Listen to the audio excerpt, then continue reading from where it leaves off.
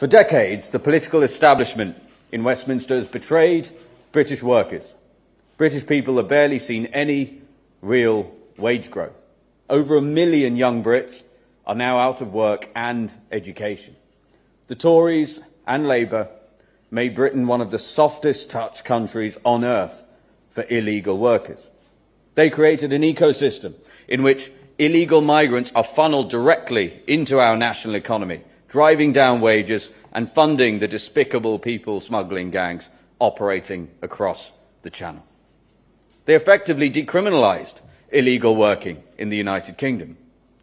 Now, this is a key reason why British people have barely seen any real wage growth.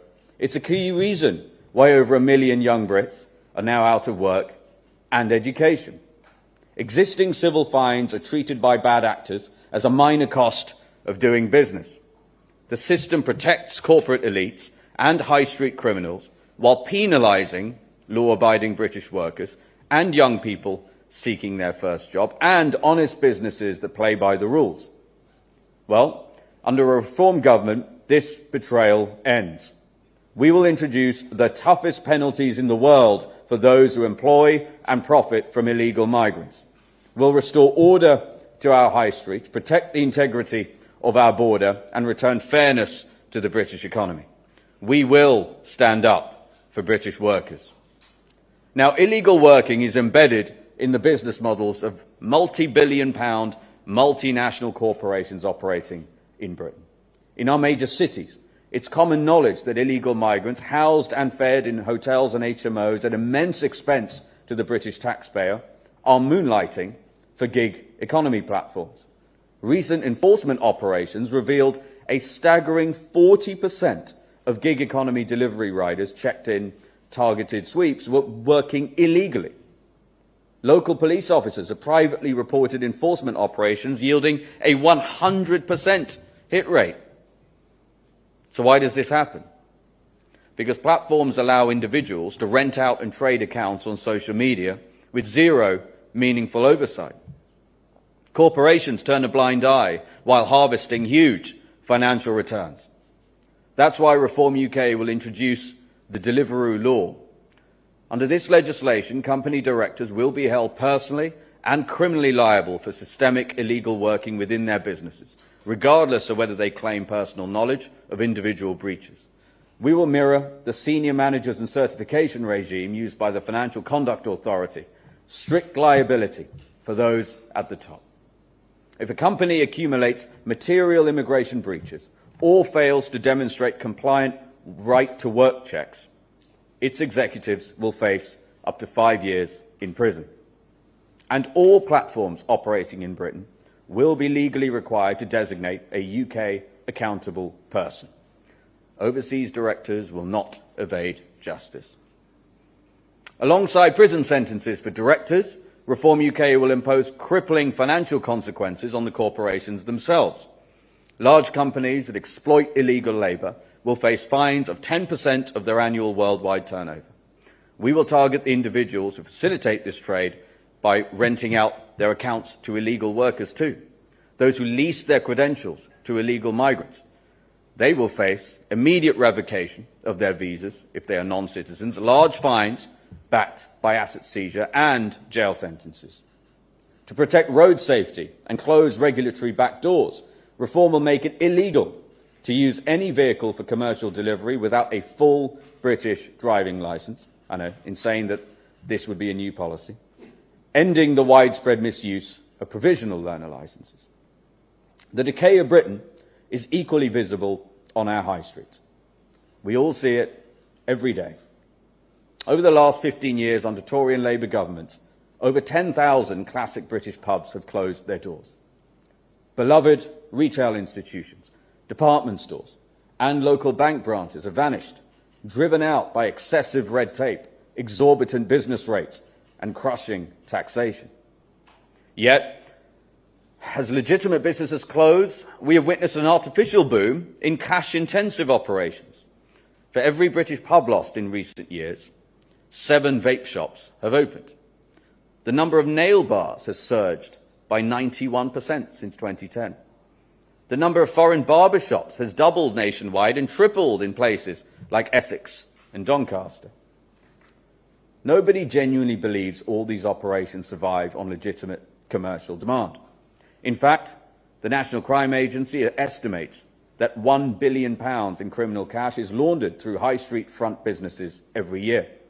They trade illegal products, they evade tax, they employ undocumented workers and act as fronts for organised crime. Honest small businesses simply cannot compete. Reform UK will execute a comprehensive strategy to reclaim our high streets. Firstly, we will introduce national licensing for vape shops. These licenses will be capped at 1,000 premises allocated to local authorities. This measure will instantly reduce the number of vape shops by 70%, ensuring they no longer dominate our shopping parades. Any unlicensed shop will be immediately closed and its assets seized. We will fund multi-agency task forces combining police officers, trading standards and immigration enforcement into single units. Operating with full combined statutory powers, these units will have power of entry and execute single-visit operations capable of carrying out arrests and serving immediate deportation notices with no administrative delays. We will also end financial disincentives. You see, local authorities currently face direct costs when pursuing complex criminal prosecutions against dodgy high street operators. We will establish a central prosecution fund managed by the Home Office to guarantee that enforcement is never constrained by local council budget deficits. Reform will also introduce a tip line for people to report suspicious businesses. This hotline will allow members of the public to report suspected illegal working, money laundering or organised criminal activity on their local high streets. Police and integrated high street units will be bound by a statutory requirement to investigate every credible report. To encourage public engagement, people whose tips lead to successful enforcement action or prosecutions will receive a direct financial reward funded from a share of the penalties recovered. I also want to address the fact that among the biggest victims of the illegal migration scam in Britain are our young people. There are over 1 million 16 to 24-year-old Brits who are out of work, not in education nor training.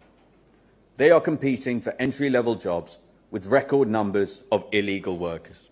It's not fair.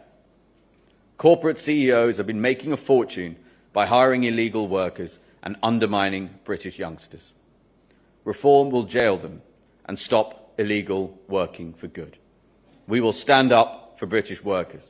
Under Reform UK, Britain will no longer be a soft touch.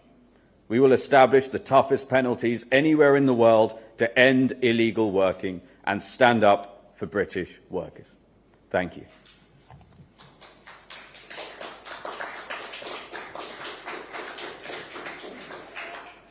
Okay, let's start the Q&A. Catherine Foster, GB News.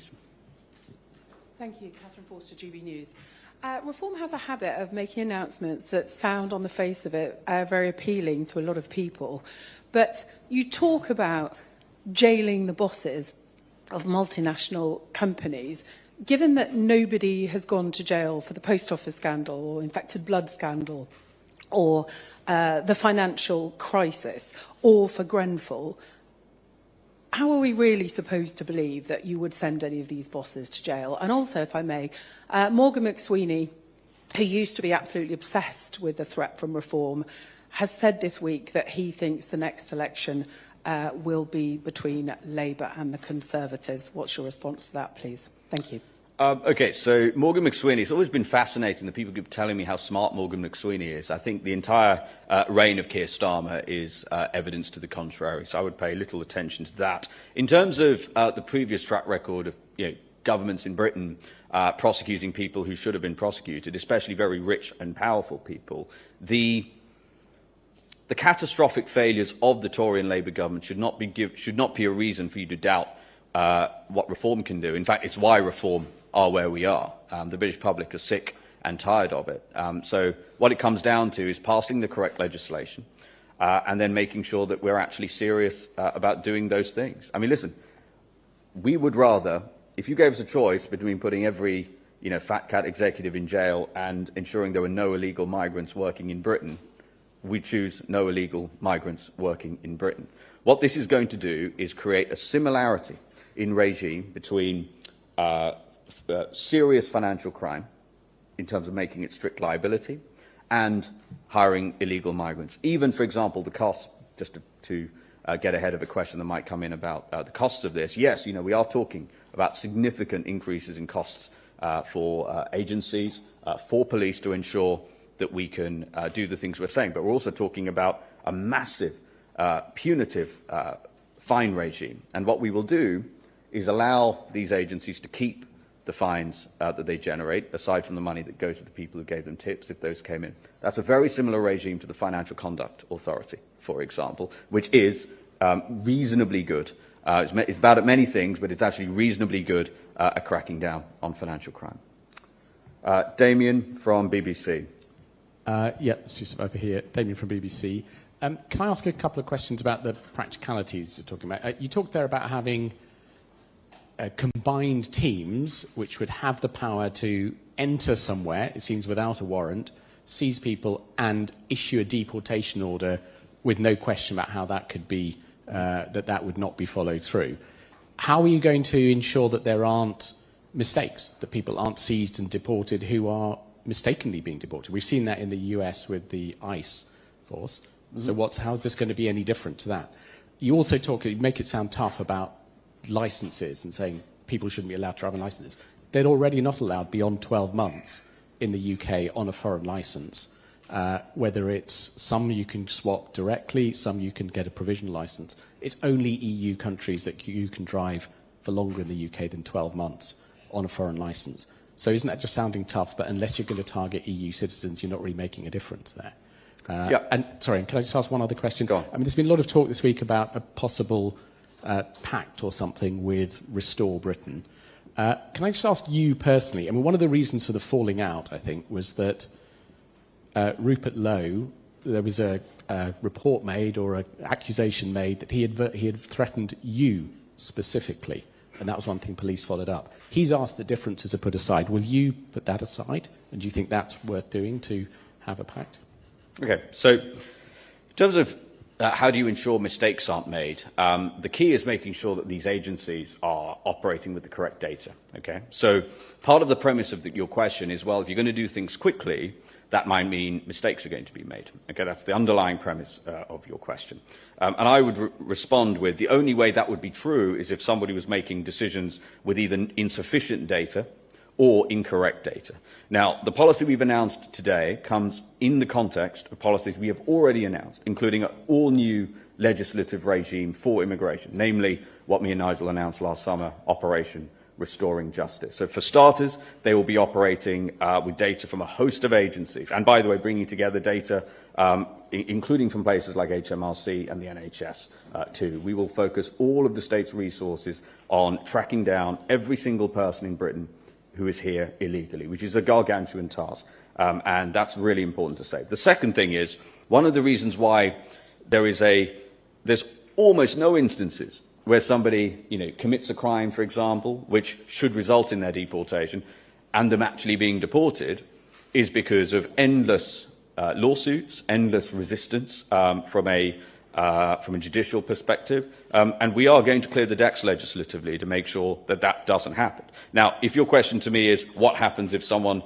is there's a mistaken identity or something, well, we've no interest in letting that happen. We won't let that happen. On the exceptionally rare instance that it does happen, we would obviously correct that very quickly. But that's not what we're talking about. Currently, there's almost no enforced deport. It's actually astonishingly difficult. I mean, there are cases I could name for you where British women have been raped by foreign nationals, and the British state is incapable of even deporting them. So what hope do we do of someone running a vape shop? In terms of answering your question about the license, the driving licenses, that's an extremely complex legal regime. And again, I'd go back to the point, what is the level of enforcement? There are so many laws and rules and regulations in this country that, yes, they may exist on the statute book somewhere, but either they get overridden by a law that is perceived as superior, for example, the ECHR, or the elements of the ECHR which were embedded into British law by Tony Blair. These are all things that a reform government would undo. In terms of the point about Rupert and Restore, look, my feelings towards Rupert pale into insignificance relative to the mission to turn around the country. There are tens of millions of British people who see the country we love slipping away from us, the country we were born in and raised in slipping away from us, who want secure borders, who want the mass deportation of illegal migrants, who want severe criminal penalties for those who contribute to the undermining of British workers. I could go on. So I think that's what we should focus on. Rob Powell. Yeah. On the deportation, exactly was not the assumptions you're making. It was the question about mistaken identity. You said you would correct that. So how are you going to correct that if you're not making any checks? Or are you talking about deporting people and then bringing them back? Yeah, so what we will ensure cannot happen. So again, we've got to look at what the current situation is, right? Rather than ask a hypothetical about a 0.001% likelihood scenario. So what currently happens, as I said, is the British state cannot even deport people, foreign nationals, who have come to this country, overstayed their visa, or come in many cases, on a small boat illegally in the first place, and committed the most despicable and grave crimes imaginable. Why? Again, because of all of the things we're aware of, the ECHR, and then many of those aspects of the ECHR that are also embedded into British law, which is why simply leaving the ECHR is not enough. Okay, so that's the first point. We will ensure that we have the correct identification of these people as we lay out in Operation Restoring Justice. We're going to work with foreign countries and their embassies to help us do that. We will also ensure that they will never, so if you are in the country illegally or you came to the country illegally, you will have no ability to appeal based on the merits of your asylum claim, because your asylum claim will be rendered null and void by virtue of the fact that you came to Britain illegally, which is what should be the case given the Immigration Act of 1971. It's just that, as I said, Tory and Labour governments have just decided not to enforce that, okay? But to answer your question directly, in an extraordinarily rare, look, if we're going to deport well north of 1 million people, that is Reform's plan, you're going to get a very rare occasion where a mistake is made. And what I'm saying to you is a British government, a Nigel Farage government, we've got no interest in deporting people who should not have been deported due to mistaken identity. We would correct it. Rob Powell, Sky News. Thank you. Rob Powell, Sky News. Reform have talked in the past about removing red tape and paperwork, things like that for businesses to allow them to hire. What extra checks and documentations would businesses of all size need to do to make sure that they were legit, essentially, and avoid these draconian fines under this tighter regime? And a lot of this criticism is obviously aimed at Deliveroo. You've named the law after Deliveroo, or the possible law anyway. Would you rather if people didn't use Deliveroo and gig economy services like that, and do you use them yourself? In terms of do I use them, would we ask other people not to use them? That's not relevant here, right? Here's the really relevant thing. We want people creating jobs in this country. We want people to create businesses in this country. We want people to start startups like Deliveroo in this country. We want multinational companies like Uber to come to Britain and to succeed. However, there is a bright red line on everything I've just said, which is hiring illegal migrants, and in some cases at industrial scale. I want to reiterate to you, the official data from an enforcement action found north of 40%. 40% of them were found to be working illegally, right? Not 4%, 40. The notion that these executives and these directors would be unaware of this, or incapable of stopping it, to respond to the part about enforcement. I mean, these are Deliveroo pitches itself as a technology company. It's more than capable of stopping it. The fact of the matter is, as I said in my speech, for a lot of these companies, and it isn't just Deliveroo, a lot of these companies, they see whatever fines they may get, whatever negative attention they might get for doing it, as a minor inconvenience and a small cost of doing business. So yes, if people want to enjoy those services, great. If those companies want to come here and expand, or people want to start startups in those areas, great. Do not commit immigration fraud. That's our message. And in terms of incremental, quote, red tape, as Richard and as Rob have talked about a lot, as has Nigel, you're going to see probably the biggest reduction in red tape, in particularly for small and medium-sized businesses in this country under reform government within the space of months. But again, I draw a bright red line here. One area where, yes, we are going to increase the level of scrutiny and make sure that you are compliant with, without exception, is immigration law, in no small part because that's exactly, if reform win the next general election, it would have been won with a mandate such as that. Natasha Clark, LBC.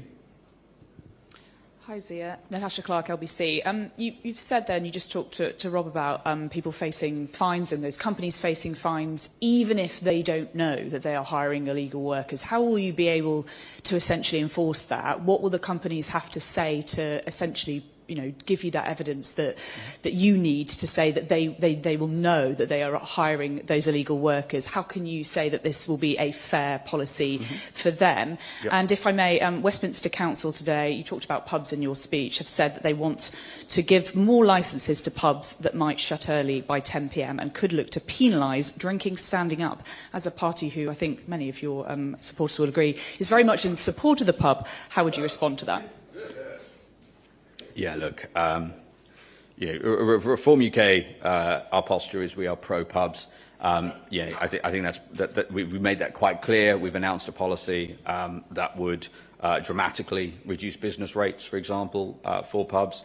And it's actually, there's a broader concern here. Part of my speech was, what kind of Britain are our young people growing up in? And places, sort of shared space where people can go and socialise with friends are in ever dwindling supply in this country. And there's a straight line between that and what people call the mental health crisis for young people, the fact that they're not dating. There's a lot of problems there that I think these things are connected. In terms of how do you make sure the policy is fair, I want to be really clear about something. Reform has not introduced a novel standard of justice here. What we're doing is simply mirroring what already exists for serious financial crime. What we're saying is, so for example, if you are a director of a financial organisation in which there ends up being significant, really serious financial crime, you can be held personally liable, even if you were not personally aware of those things going on, because the burden of proof or the burden of the expectation is that you are taking the correct steps within your organisation to see to it that that crime does not happen. So all we are doing is drawing parity between serious financial crime and immigration fraud at industrial scale. I personally think they are at least worthy of being in parity, and I think there are many people in this country who agree with that. Christian Calgi, Daily Mail. Morning, Zia. You alluded earlier to a significant increase in costs related to this policy. Do you have any numerical details on what that might be expected to be and how that's being funded? Yep. And do you have a response to Kemi Badenoch branding reform woke and a grievance party full of victim narratives and moaning and whinging? Okay, so in terms of costs, we estimate the total cost ramped over a period of time for incremental enforcement resource to be in the region of 400 to 500 million. However, as I said, again, a lot of this has been modelled off what the FCA does and financial crime. So just as the FCA gets to keep the proceeds of enforcement actions that it generates, we would do the same with this. So we actually expect broadly the cost, this policy to be cost neutral, just given the gargantuan scale of the problem at the moment. Yeah, look, I don't think Kemi's had the best few days, and she's obviously lashed out at Reform and started calling us names. She said that we're a party that has, that we have grievances. I would agree with that. We do have a grievance. We have a grievance with the fact they spent 14 years lying to the British public. They said they'd reduce legal immigration down to the tens of thousands, left office with that number at 1 million, shipped in 1 million people gross, 6 million people net, built 400 prison places net to cope with that, and then has the gall to go on telly with victims of serious crime and complain about early release when they released tens of thousands of people early, including people who committed serious crime. They allowed 130,000 illegal migrants to come here by boat. I mean, Chris Philp went out to the Channel to sort of go and point. I mean, that's sort of I think there's terms in criminal psychology about people who go back to the scene of the crime in some sort of odd display of narcissism. I mean, the Tories are responsible for the majority of the illegal boats that have come to this country, the majority of the illegal migrants, and everyone who Chris Philp filmed and interacted with were basically travelling a trail that he had created for them. Even his interactions with the French. No British government has paid the French more to stop the boats than the Tories. So, I mean, the whole thing is absurd on its face, and that is why I maintain my view that the Tories, as of the next general election, will no longer be a serious and credible national political party. Genevieve at the Telegraph. Hi, Zia. Thank you. So, first of all, you mentioned stopping those with foreign driver's licenses from using commercial vehicles, and the companies would be fine. Would that include lorry drivers, for example, and any kind of major delivery drivers? Secondly, you've already just mentioned there the early release scheme and the ongoing upset, not only from the family of PC Harper, but also the force that he used to work for, that his killers are still eligible for early release. Would you back calls for a specific carve-out where those who have killed emergency service workers, such as PC Harper, be exempt from early release? Thank you. Okay, so firstly, there will be no industry or sub-industry exempt from our immigration laws. So that's the first point. In terms of your second point, I think it's absolutely disgusting that somebody who killed a police officer, the fact that we've been talking about releasing this person early it makes me sick to my stomach. And it's why I go back to the point, of course, Labour have been an absolute disaster on this, and I think it's objectively true that they are making a bad situation worse. That is without doubt true. But it is also true that the Tories imported 6 million people net, that's the net number, through immigration, and built 455 net new prison places. Not 455,000, 455. Okay, so no, I'm not going to call for a carve out just for that small sliver. They should never be allowed out. As you're going to hear from us in the coming week, we will have far more things to say about this. We think the concept of people who commit serious crime, rape, murder, of anybody, the idea that these people should get to leave their jail sentence early is totally unacceptable. It is against everything reform stands for. But we'll have more to say on that in the coming week. Michael Knowles at The Express. Thank you, Zia. You mentioned potential rewards for people that effectively tip off the authorities about dodgy businesses. How much are you looking to potentially pay people for doing so? And I think you touched on your answer to Natasha, but the Prevent statistics this morning show a sharp increase in children being referred to for alleged extremist views. Why do you think that is? What's sitting behind that data? So, in terms of percentages, again, we looked at regimes like what the SEC does in America. And so what they have created a regime in which they've created a very strong incentive. Essentially, it's an uncapped commission program in America if you tip them off to serious financial crime, where they are able to generate significant fines from that as a result of criminal conduct. So in terms of the exact percentage, that will be in the final legislation that we pass. We're going to look at what the SEC have done. If you look at that, that's going to be a sensible ballpark. In terms of Prevent's data, I mean, the first thing I would say is, look, Prevent's totally unfit for purpose. I'm deeply skeptical of any data that Prevent is putting out, because as I talked about in my speech a few months ago, if you look at Sir Shawcross's report into Prevent, and when I read that document, I was sort of taken aback. I mean, he said that Prevent had a, quote, institutional hesitancy to investigate Islamist extremism, which for a body that's supposed to be the first line of defense against terrorism, and given that the vast majority of MI5's caseload is Islamist terrorism, I genuinely cannot think of a worse indictment that you could give of an organization. It has essentially become a glorified social work program, which is why many, sadly, several high-profile savages who have gone on to commit brutal mass casualty attacks were on Prevent's radar, and nothing was done about it. So that would be the first thing. In terms of young people, look, I think that broadly, my understanding is if you look through history, obviously, young people are always going to be perhaps more impressionable to these things.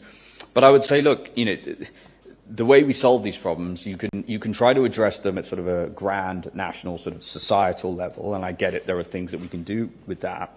But if we have a reformed government and I'm the Home Secretary, I'm going to focus on making sure, for example, Prevent is fit for purpose. And one of the policies I've already announced is their resources. They will be mandated to deploy resources in proportion to MI5's caseload at any given time, right? So rather than, perhaps turning a blind or having a, quote, institutional hesitancy, as the Shawcross put it, so you don't use my words, you can use his in his independent report, over something like Islamist extremism, they will be forced to and they will deploy the majority of their resource on ensuring that scourge in this country is rooted out.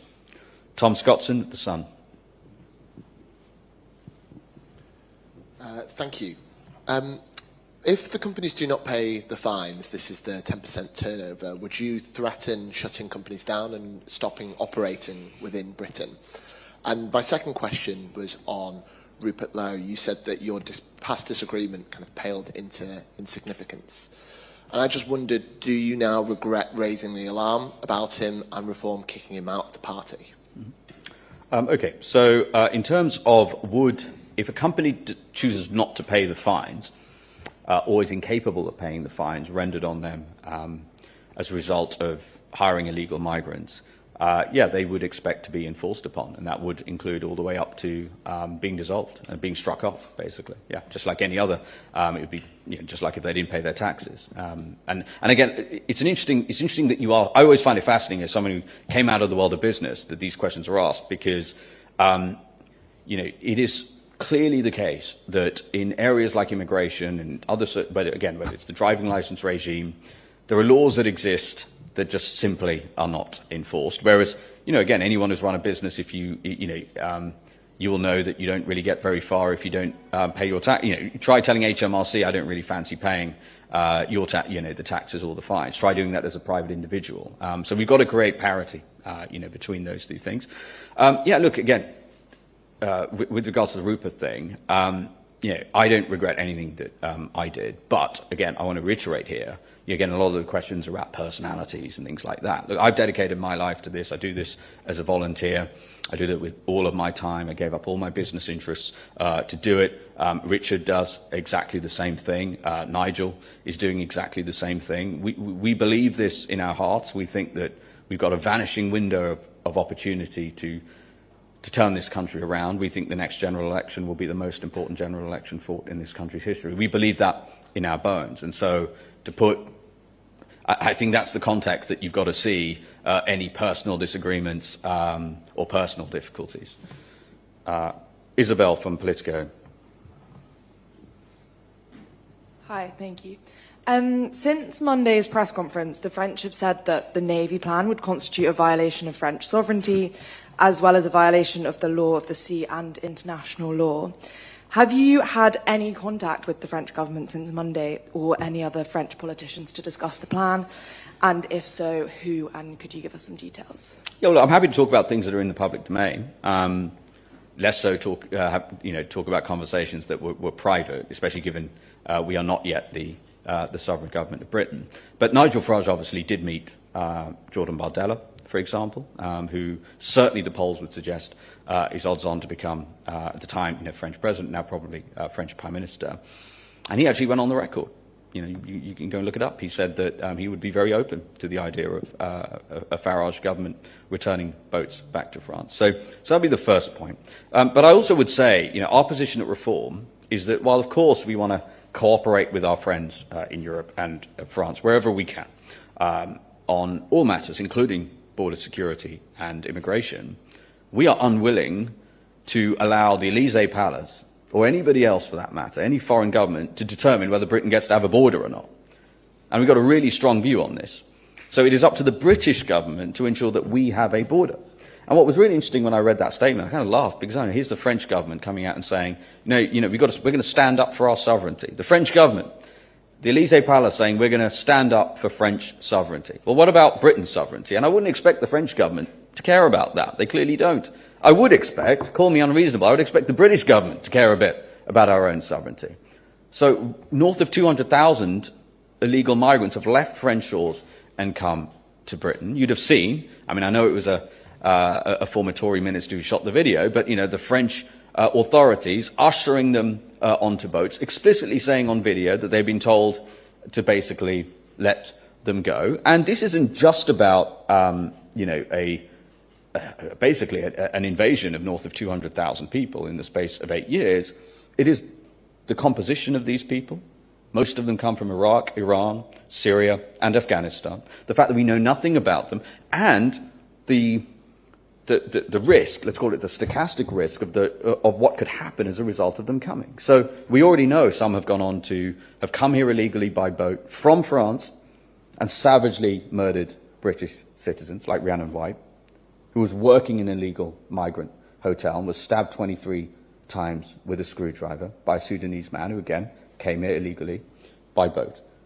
We know that some of the people leaving French shores and coming here illegally, presumably under the watch of the French authorities, as we saw in those videos, have gone on to attempt mass casualty terrorist attacks in this country. Again, that's not a hypothetical. We know that that has happened, and the only reason those mass casualty attacks did not succeed is due to the brilliance of our security services.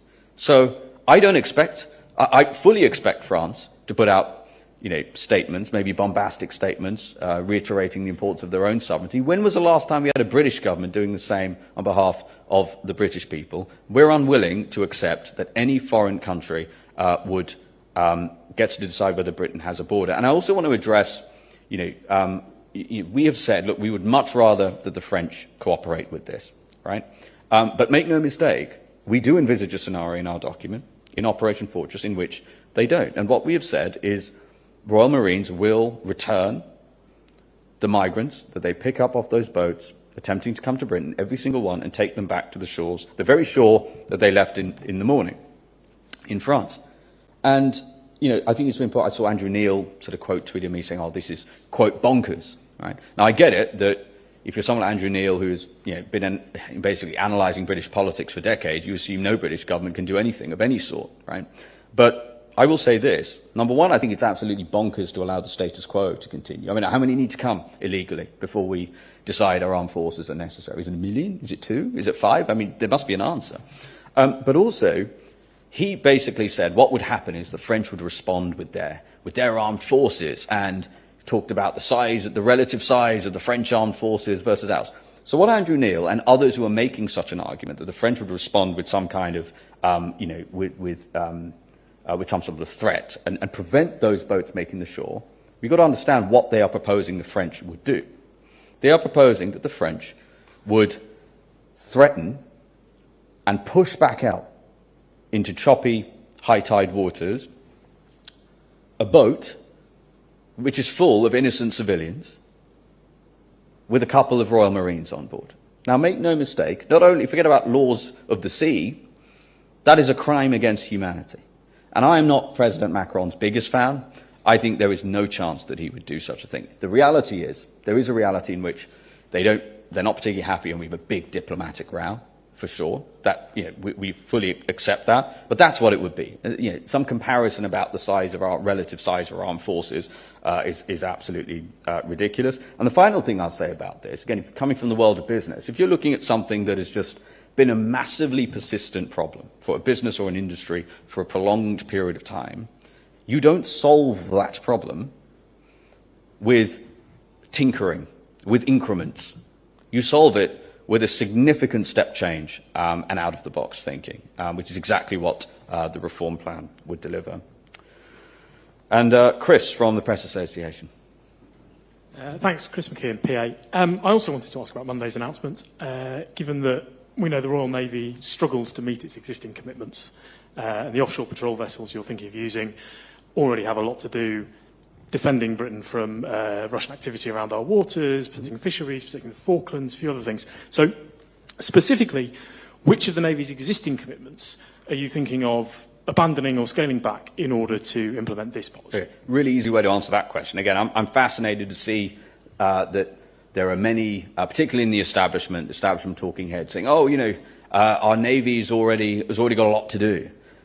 My response is simple. What could be more important a mission for His Majesty's Royal Navy than preserving the borders of the United Kingdom? I can't think of one. And so, number one, we're going to prioritise our border. We're going to stop the boats from coming. And one thing I should have mentioned, actually, in terms of the feasibility and viability of this, one of the only people in the world, certainly one of the only, maybe the only world leader in the world, who can say that they stopped a small boat illegal migrant crisis, former Prime Minister of Australia, Tony Abbott, has come out and endorsed our plan and said not only can it be done, he has said that it must be done. And so I would place a higher weight on somebody who's actually done the thing than a bunch of, theorists and technocrat talking heads who have actually never delivered any, from what I can tell in many cases, delivered any positive result in any endeavour they've been involved in. In terms of the, thinking about the Navy's broader capacity and capability here, I've also heard that, our Navy isn't capable of doing it. Now, there was a YouGov poll, and I know we have our disagreement. I don't think we're their biggest fan nor the other way around, but there was a YouGov poll that said, I think 2/3, 2 in 3 British people believe that putting the Royal Navy in the Channel, as Reform has proposed, would reduce the number of boat crossings. And the British public are very smart. It's pretty clear that the notion that His Majesty's Royal Navy would be utterly incapable of stopping dinghies with unarmed people inside is just absurd on its face. When they're not taking on Russian warships, they're basically conducting a humanitarian mission, which they have done with aplomb in plenty of places around the world, including in Africa during the anti-piracy missions. So look, the Navy's absolutely capable of doing it. Does it need a lot more funding?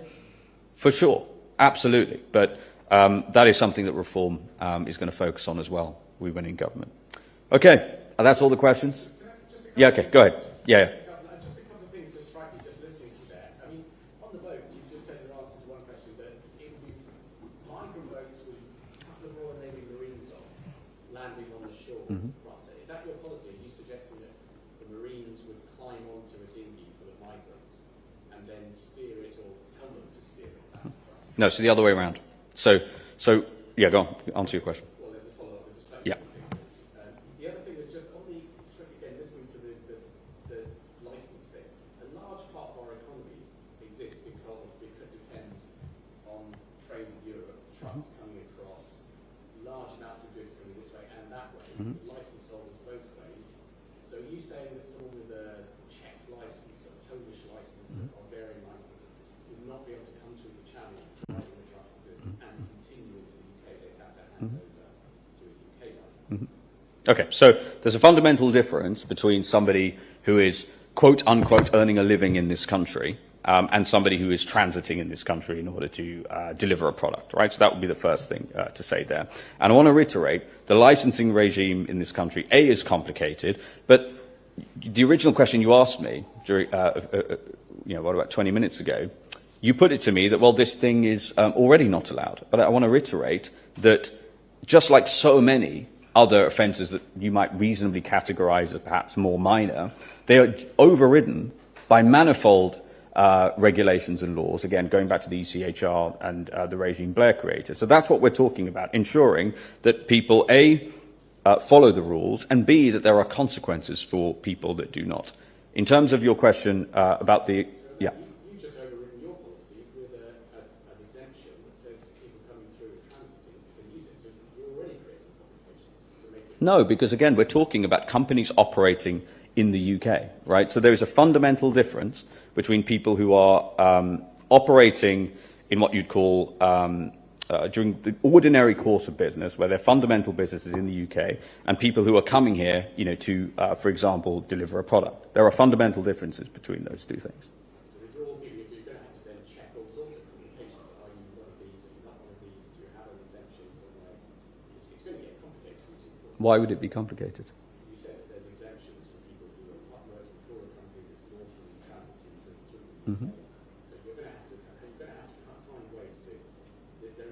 But what you're referring to there, again, is a data problem, right? And so, again, this is what...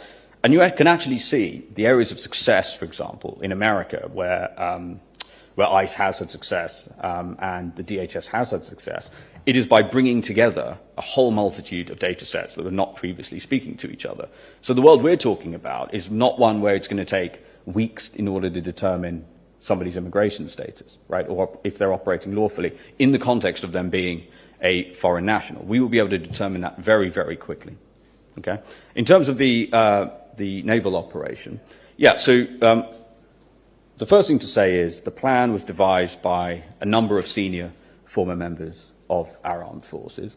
It's been endorsed by a number of senior members of our armed forces, including the Navy, and we've put those, I think, on page 3 of the document. And what we envisage happening, something the Royal Navy has done frequently before, so again, there's nothing novel about this. You have these river-class offshore patrol vessels, and then you have these RHIBs, which are rigid-hulled inflatable boats. Those are highly maneuverable. They're very small. They can go right up alongside these vessels, which are not particularly maneuverable, and frankly, most are not seaworthy, right, as we saw just a few days ago when one caught fire. So they would go up alongside, they would pick up those migrants and put them onto the Navy vessel. And we took a strong view on this because, as far as reform are concerned, the only acceptable number of casualties on an operation like this is 0. Okay? So we took it upon ourselves to say, we want to ensure nobody dies, no migrant perishes anymore. You look at what happened in Australia with Tony Abbott's plan, Operation Sovereign Borders. With that, I think it was 2007 to 2013, 1,200 migrants making the journey died. During Operation Sovereign Borders, again, a joint military operation to stop the boats from coming, 0 died, and he stopped the entire crisis within a period of weeks. So the Navy are more than capable of doing it, and we expect they will. Okay? We will take one more. Go on. Yeah. Does the party remain confident that Nigel Farage's links to George Cottrell are all above board, given the litany of reports about his financial arrangements? Yeah, look, we have answered. I mean, me, Richard, Nigel probably answered the same question about 300 times. So I think we will leave it there. Thank you very much, everyone. Cheers.